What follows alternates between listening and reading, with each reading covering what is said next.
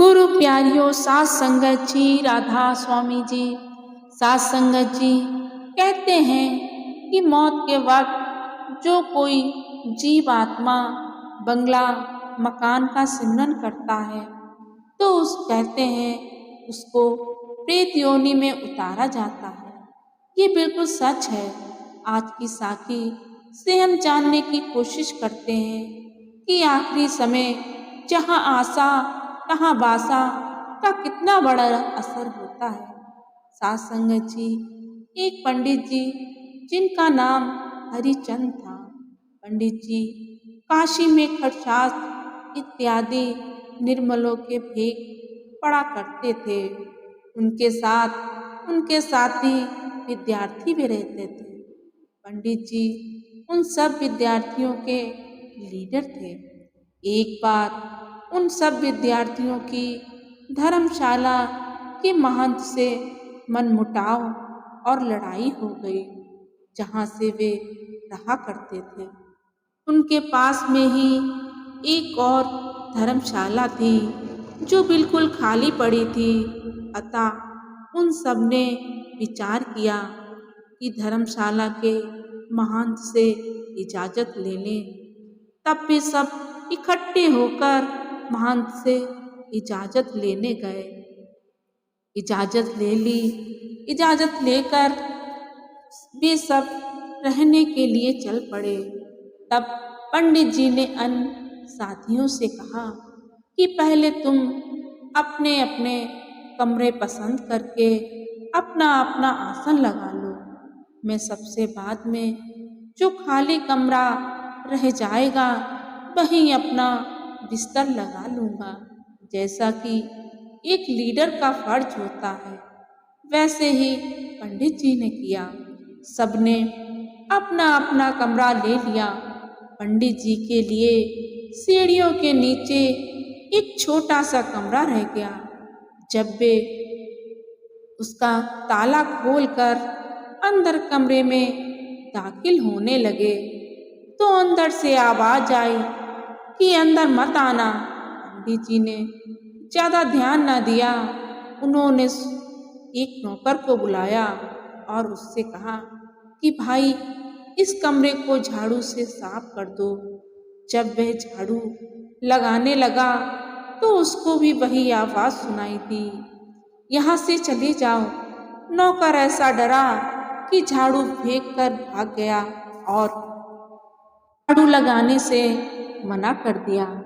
पंडित जी निडर तो थे ही। आखिरकार वह कमरा खुद साफ कर लिया, लेकिन फिर वही आवाज़ सुनाई दी कि यह ना रहो, कहीं दूर चले जाओ, कहीं दूसरी जगह रहो जाके।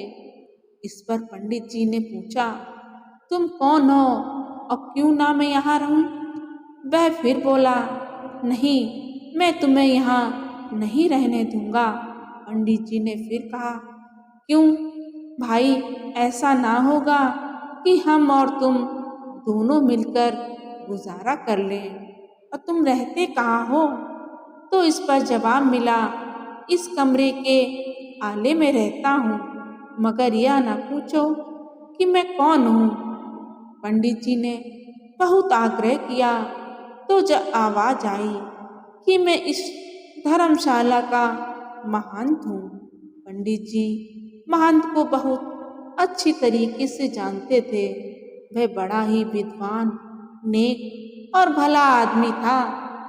पंडित जी को बहुत आश्चर्य हुआ और पूछा कि तुम ऐसे महान पुरुष होकर ऐसी दशा को कैसे प्राप्त हुए?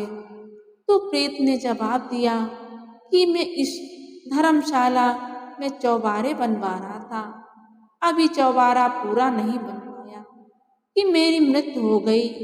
मेरा ध्यान इसी चौबारे में रह गया, जिसका परिणाम ये हुआ कि मुझे प्रेत योनि पाकर इस मकान में आना पड़ा। पंडित जी ने कहा कि अब तुम्हारा छुटकारा ऐसे कैसे हो सकता है? इस पर प्रेत ने जवाब दिया, इसका कोई उपाय नहीं। हाँ, सिर्फ एक उपाय है। तब पंडित जी ने पूछा, वह क्या उपाय है, मुझे जरूर बताओ, अगर मेरे बस में होगा तो मैं अवश्य करूँगा। तब महंत ने जवाब दिया कि तो पाठ ही बुलाओ जो श्री गुरु ग्रंथ साहिब का पाठ ध्यान से और शुद्ध उच्चारण से करे। पंडित जी ने कहा कि हमें ये भी तो बताओ कि हमें कैसे पता लगेगा कि तुम्हारा इस योनि से छुटकारा हो गया है या नहीं। तो महंत ने इस पर जवाब दिया कि पानी का एक घड़ा भर के रख दो, जब ये घड़ा फूटेगा तो समझ लेना कि मेरा इस योनि से छुटकारा हो गया है। फिर श्री गुरु ग्रंथ साहिब का पाठ रखा गया और घड़ा भी भरकर रखा गया, लेकिन अभी भी घड़ा ना फूटा।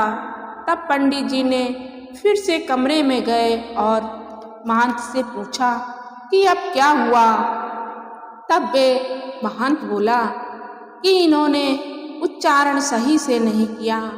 पंडित जी ने पाठी दूसरे बुलाए, उन्होंने श्री ग्रंथ साहिब का पाठ पढ़ा, फिर घड़ा फूट गया और महंत जी को प्रेत की योनि से छुटकारा मिल गया।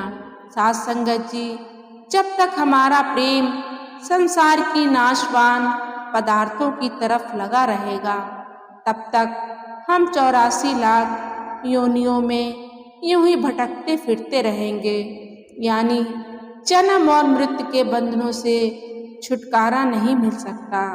जब हमारा प्रेम इन सब की ओर से हटकर केवल अपने संत सतगुरु के साथ लग जाता है, तो हम इस दुनिया के सब बंधनों और मलिनताओं से मुक्त हो जाते हैं और हमारा उस कुल मालिक के साथ जुड़ जाते हैं। साथ संगत जी, आज की साखी आपको कैसी लगी कमेंट में ज़रूर बताएं और चैनल पर पहली बार आए तो सब्सक्राइब करें जी।